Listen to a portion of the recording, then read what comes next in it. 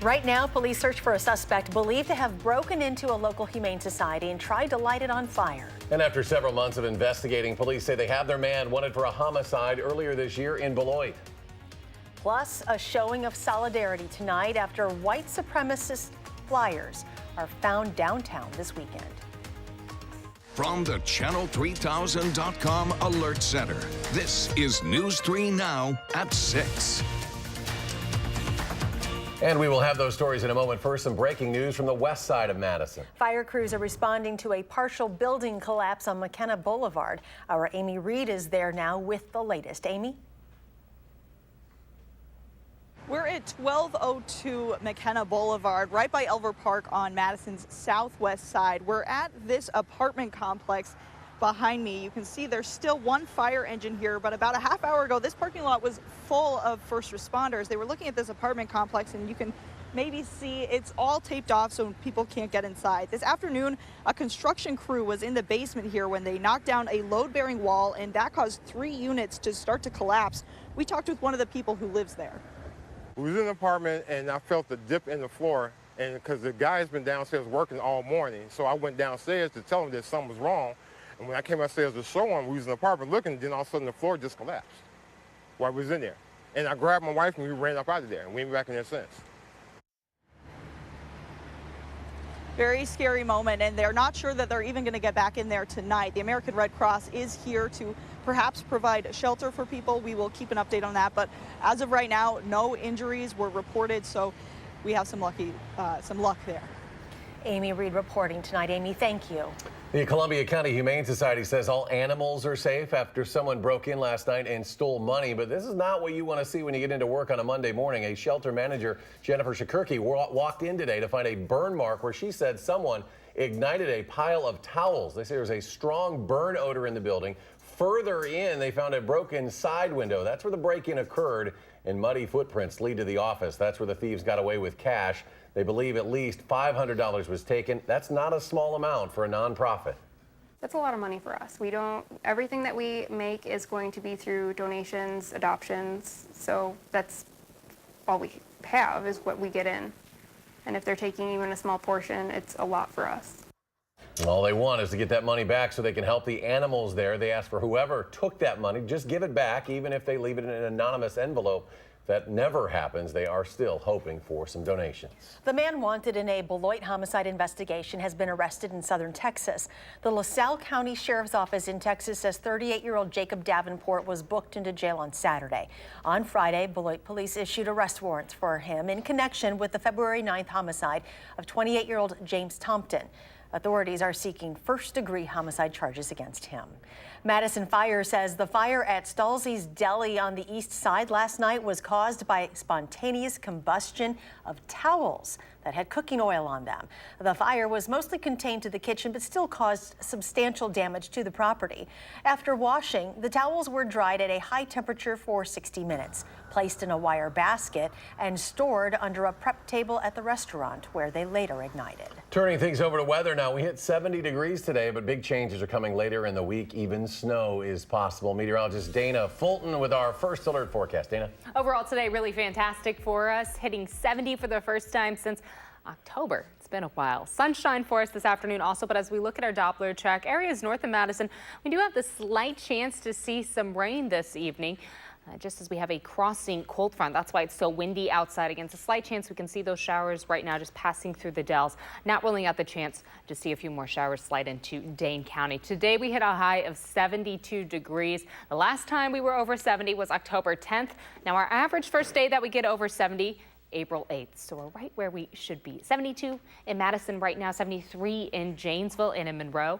Same goes for Mineral Point. That's a big jump from where we were at 24 hours ago, about a 13-degree jump in Madison and a 14-degree jump in Mineral Point. Our breeze, though, still quite strong outside. About 21 miles per hour in Mineral Point. The good news, though, our wind speeds are going to calm down overnight. Our skies will stay fairly calm for the next few hours. But as we look ahead to the rest of the week, don't plan on warm weather and maybe look to the skies for a little snow and rain. We'll take a closer look at what's ahead for Wednesday, Thursday, and Friday in just a few minutes.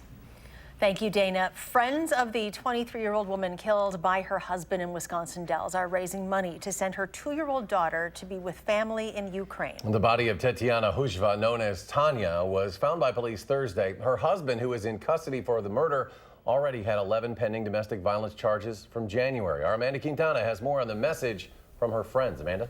Yes, well, Tanya was from Ukraine, working in Wisconsin Dells on a J-1 visa. She came here 4 years ago at age 19. She knew no one, so her co-workers became her family. She had been working at the candy store Goody Goody Gumdrop. She got married and had a daughter. They tell me she was happy and always smiling and quiet, but this past summer something changed. She quit her job and it just didn't seem like herself. Then in February, she told her friend Ashley there were problems at home and her husband was hurting her.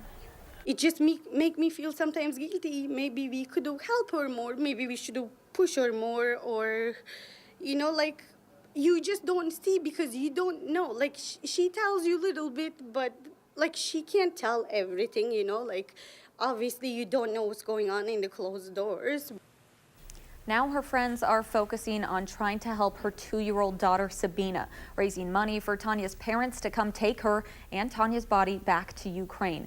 Police tell them she is safe, but they haven't been able to see her since they are not her family. We will have a link to that GoFundMe on our page, channel3000.com. All right, Amanda Quintana reporting on. Amanda, thank you. Presidential hopeful Senator Bernie Sanders is holding rallies in battleground states this weekend, starting Friday here in Madison. It will be at James Madison Park at 5 p.m. It is free and open to the public.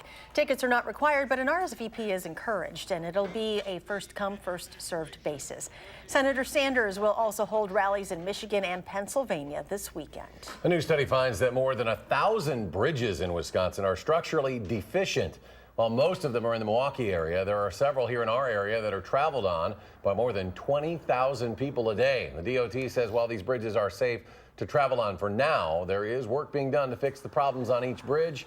If you're curious about structurally deficient bridges in your area, a link to view that list is at our website, channel3000.com. Isthmus neighbors are trying to spread messages of tolerance tonight after propaganda promoting a white supremacist organization was discovered in their community. Neighbors say this is not indicative of their community and want to raise awareness. Rose Schmidt is here to explain what happened. Yeah, so we don't know where these flyers came from, but they appear to promote the group American Vanguard, which the Anti-Defamation League says is a white supremacist organization that believes America should be an all-white nation and opposes multiculturalism. But that's a message community members say doesn't belong on their streets. Amazing variety of books. When Michael Ryan Joy built his free little library 5 years ago, he had high hopes. People take things and bring them back. Ones he feels have been redeemed. I was surprised at how I didn't have to do a whole lot of restocking of it. After checking it once a week, he can only remember 2 times where he took out reading materials he felt shouldn't be in there. That was more because I felt like I crossed the line into not just, you know, different kinds of religious views, but where it targeted people for exclusion, and that isn't okay with us. His little library is on a stretch near Lapham Elementary School with a number of other little libraries, where someone found these flyers appearing to promote a white supremacist organization called American Vanguard that is known to try and recruit American college students. I was just surprised that it was something that happened in our neighborhood. The president of Tenny Lapham's Neighborhood Association says she's accustomed to seeing signs of inclusion on the Isthmus, not messages of hate. It's a kind of neighborhood that's just really tolerant and open, and I think people were also surprised, and some people are upset. One of those people being Michael. Horrified and disappointed, sad. I'd even say surprised, not shocked, unfortunately. But he has a message of his own for whoever put the flyers in the spaces reserved for books. I know that it says, is this the kind of place you want to raise your children in? And I guess it's just really important to me, to whoever it is, to say emphatically, yes, this is the kind of community that I want to raise my children in, not the one that you're envisioning. A labor union is organizing a solidarity cookout tonight at the Tenny Park shelter. It's planned from 6 to 8. And I also spoke with Madison police about the flyers, but they say they had not been contacted. They do encourage anyone with concerns to give them a call. All right, Rose Schmidt reporting tonight. Thank you. Thanks, Rose. Still ahead, some uncertain weather in the days ahead. And a worsening flood situation in Sauk County. Why a local woman says this is happening. Next.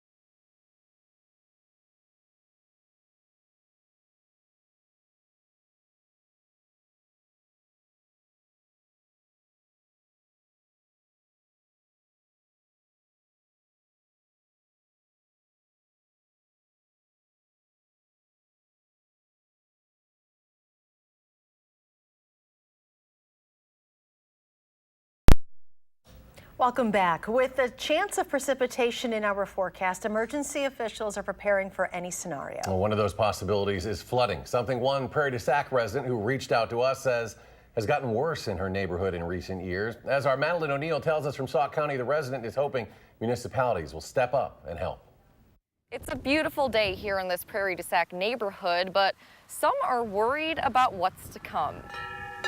I feel at home here. On days like this, So good to feel the sun on your body. sometimes it's best to have no plans other than sitting in your yard. Listening to the birds. A spot you can often find Regina Laurie. Obviously, when it's not covered in water. But she's gotten to the point where she has to worry about the future. Rain always makes me nervous. This was her yard 3 weeks ago when Laurie and her neighbors were using a pump they bought to fend off flooding from rapid snowmelt and an overflowing water retention pond blocks away. And while you're in the trenches, it's like you start to panic. She's concerned a new development to the north may be to blame for more consistent flooding over the past 6 years and says the town and village haven't been much help. It's very puzzling, frustrating, and we just want to try to figure out what it is that can be done. Village Administrator Alan Wildman says the development has sufficient water control and instead believes the snow from the nearby farm field brought much of the flooding. Flooding that now has the village in the early stages of planning possible solutions for Laurie's neighborhood and others. Those could be anywhere from expanding existing ponds, going deeper, putting in different facilities to pump water. Water is likely on its way to Sauk County in the coming days, but right now it's hard to plan for. You don't really know if we're going to have snow, if we're going to have rain, potential for severe weather, so it's kind of like we got everything. Sauk County Emergency Management Director Jeff Jelinek is keeping an eye on the weather forecast and suggests everyone else do the same. Stay tuned to the weather and be ready. I'll handle whatever. Laurie will be as ready as she can be. Sandbags are still there. But says she may have to plan on calling a new neighborhood home. Yes, yes. In Prairie du Sac, it just doesn't seem worth it. Madeline O'Neill, News 3 Now. The town of Prairie du Sac says it is aware the flooding in Laurie's neighborhood is an issue, and they've offered suggestions. They say it's within the village's responsibility to plan mitigation efforts. For the rest of the area, the Sauk County Emergency Management Director says it's far too early to encourage people to start sandbagging, but he is following the weather closely and will keep residents updated. And still ahead, the Cubs home opener today in Chicago. Gary was there. He's happy. We'll have the highlights in sports. But first, kicking off a week-long campaign bringing attention to work zone safety. And after a warm day today to start the week, dramatic change is coming midweek. Your full First Alert forecast coming up next.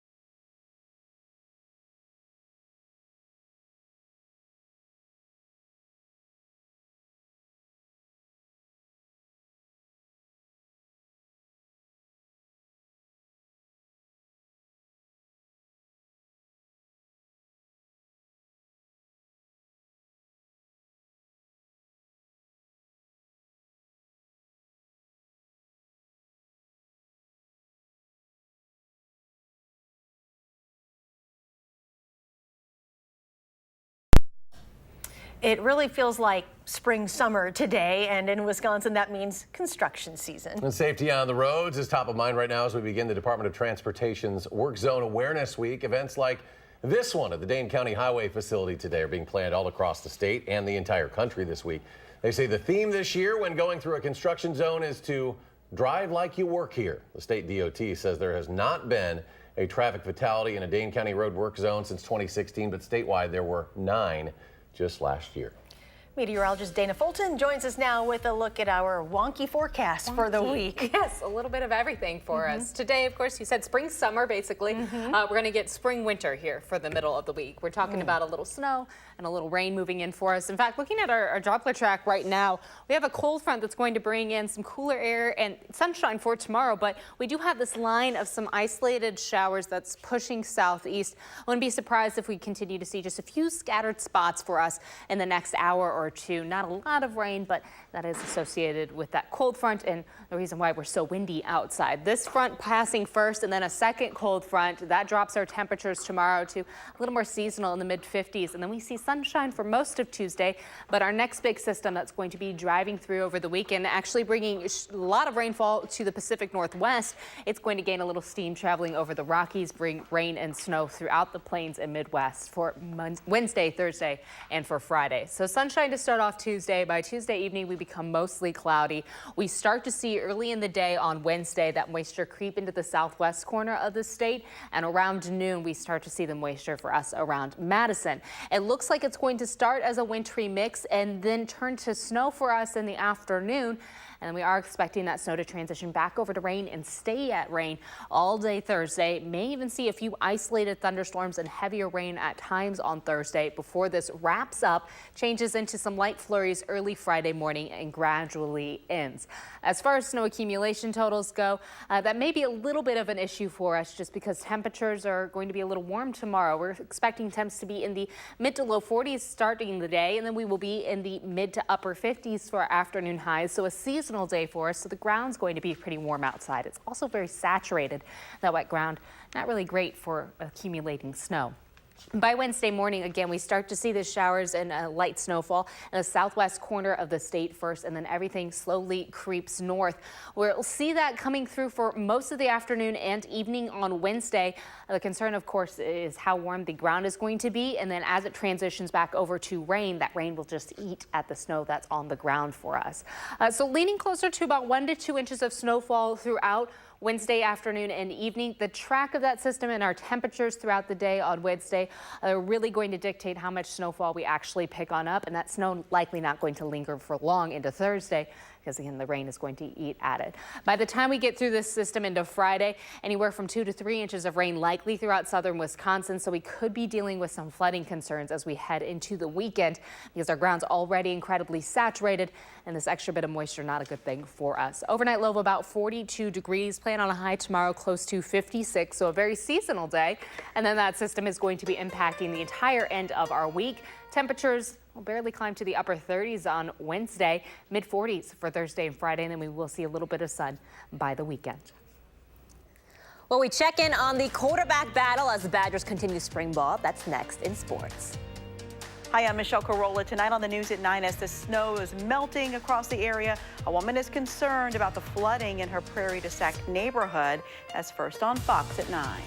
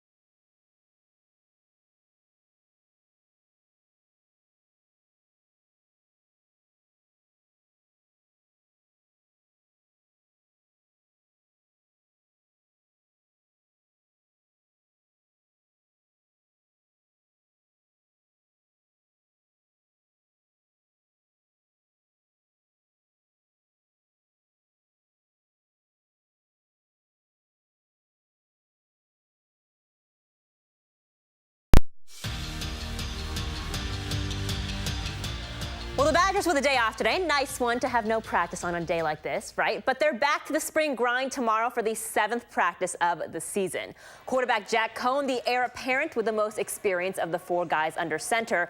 And those 5 games that he played in last season, helping him grow in skills and confidence this offseason. And the guys he's throwing to have definitely noticed. It's pretty early, though, but really a lot more, I guess, trust. He's been trusting us as receivers a lot more. You know, whether it's going up to make a play or even down here, he trusts us a lot more. And maybe that's comfortable. He's more comfortable, maybe more confident. But that's definitely one thing. And he's stepping up as a leader as well. So. Well, the Brewers off to a solid start. I know it's still early, okay, but the Brew Crew is 8-2, their best start since 2014. And the most productive guys on the team so far, the ones with the MVPs in front of their names, Ryan Braun and Christian Yelich. But they'll face another MVP for the next 3 nights. The Brewers out in California to face Mike Trout to end the Angels. A late first pitch tonight, 9:07 out on the West Coast. Opening day for the Cubs, if you're wondering where Gary is, hosting the Pirates after losing 2 of 3 to the Brewers. Cubs up 1-0 in the second. Ben Zobrist grounds one through the right side. Jason Hayward, John Lester round the bases, 3-0 Cubs. Next up, Anthony Rizzo at the plate rips one, clips the side of Jamison Talien's head. He is okay for now, though. He'll be evaluated tomorrow. Meanwhile, Ben Zobrist scores 4-0 Cubs. They win big 10-0 the final. Regular season finale for the Bucks on Wednesday. They'll host the Thunder at Fiserv Forum. The team coming off of its 60th win last night, the first 60-win season since 1981, when guys like Marcus Johnson, Bob Lanier, and Sidney Moncrief played for the team.